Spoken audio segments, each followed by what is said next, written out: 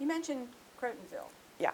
Um, just tell me about that for a minute, how that worked and how you were involved. Okay, executive education, management education in general, is very, very important at GE. It's an absolute core value at GE that you should always be learning, always learning.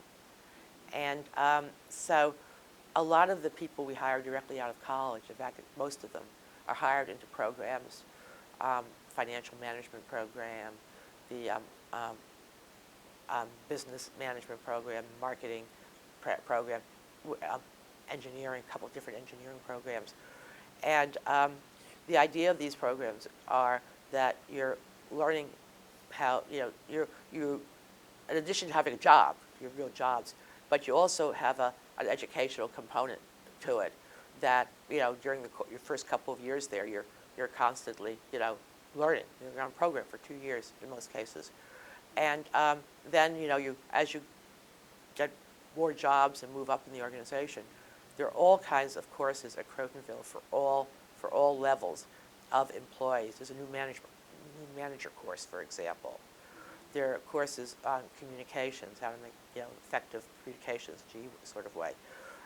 There's management, and then there's 3 courses that are kind of take the people who are considered the high potential people in the company, and take them through these 3 courses. And the first one is the manager development course, MDC. Then the second one is the business development, BDC, and the third one is the executive, EDC. And they, the first one, that management development one, there might be like 6 of those a year, 6 separate sessions of them. The second one, the business development one, there might be 3 separate sessions. But by the time you get to the executive development course, there's just 1 session a year. So you can see it's really a pyramid thing.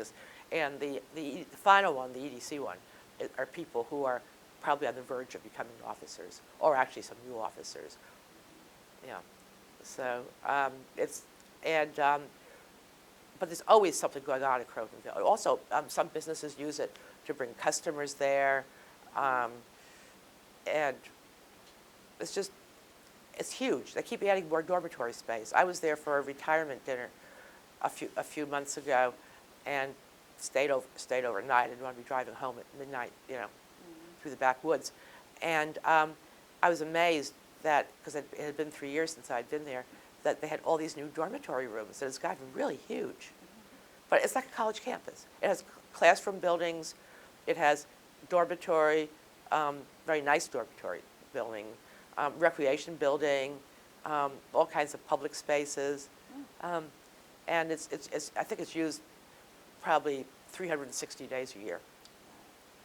And entirely GE? Entirely GE. Wow. Okay. Except for, as I said, some businesses will bring customers in there or something, But right. Otherwise it's GE.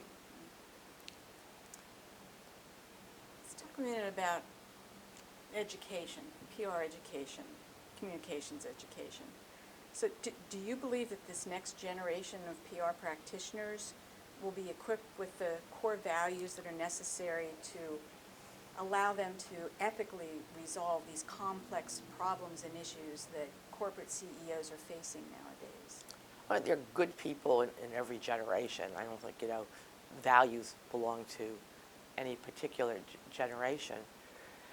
I think that today, I think some people make the mistake of taking too many courses about the practice of PR and not enough courses of substance to learn about economics or history or finance or whatever.